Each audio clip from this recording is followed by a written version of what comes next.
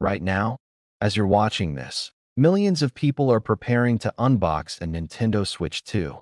For many, it's the centerpiece of the 2025 holiday season. On the surface, it looks like another classic Nintendo victory. But if you look past the wrapping paper and the flashy commercials, the reality is far more grim. For the first time in nearly a decade, the Nintendo magic is hitting a brick wall. We aren't seeing the lines around the block like we did in 2017. We aren't seeing the sold-out signs that define the Wii era. Instead, we're seeing something unprecedented for a Nintendo console in its first 6 months. Price cuts, stagnant software sales, and a growing sense of buyer's remorse. Today, we're doing a reality check. We're looking at the data, the soft launch of Metroid Prime 4, and the economic shift that has turned the Switch 2's first Christmas into a quiet disaster for the big N. Let's talk about the elephant in the room, the price. For years, Nintendo was the affordable family choice.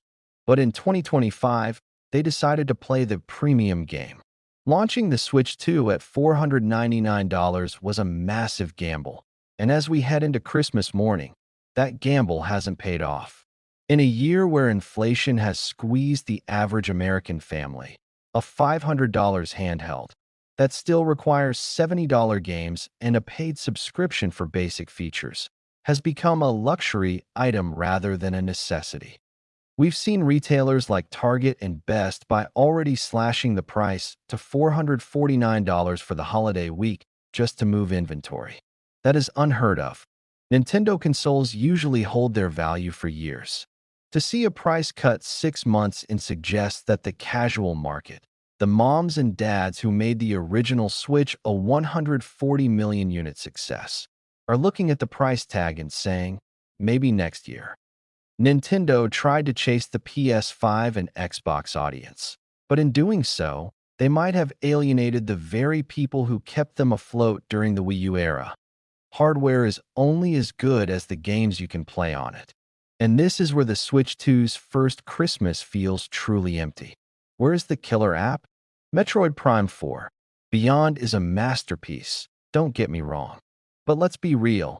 Metroid has never been a system seller for the general public. It's a core gamer franchise. Where is the new Mario Odyssey? Where is the Mario Kart 9?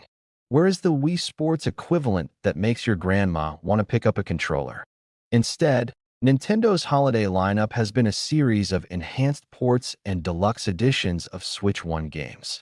While the DLSS 3.5 tech makes them look incredible, it doesn't feel new. Most people are looking at Tears of the Kingdom running at 4K and saying, it looks better, but I've already played it for 200 hours. By relying on backwards compatibility as their main selling point, Nintendo accidentally gave people a reason not to upgrade. If my old games work on the new system, but there are no new must-play exclusives, why am I spending $500 today? Then we have to talk about the tech. The Switch 2 is a beast compared to the original, but in the context of 2025, it's just okay. With the PS5 Pro offering 8K upscaling and the Steam Deck 2 providing a literal PC experience in your hands, the Switch 2's 1080p handheld screen feels a bit dated out of the box. The wow factor is missing. When we saw the Switch for the first time in 2017, the idea of taking Skyrim on a plane was mind-blowing.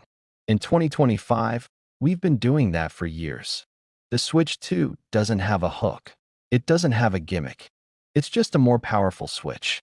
And while that's what pro gamers wanted, the mainstream audience needs a reason to care. They need a new way to play. Without a revolutionary feature, like VR integration or a unique dual-screen mode, the Switch 2 feels like a 0.5 update rather than a true sequel. And in this economy, 0.5 doesn't sell for $500. Is the Switch 2 a failure? No. It's a great piece of hardware that will eventually find its footing. But this Christmas? It's a wake-up call. Nintendo assumed the Nintendo tax would carry them forever. They assumed that better graphics would be enough to trigger another gold rush. But as the sun sets on Christmas Eve 2025, the data is clear. Nintendo is no longer the undisputed king of the living room. They are a company in transition, facing a smarter, more frugal consumer who demands more than just polished ports. What about you? If you're unboxing a Switch 2 tomorrow, are you hyped, or are you already feeling the buyer's remorse?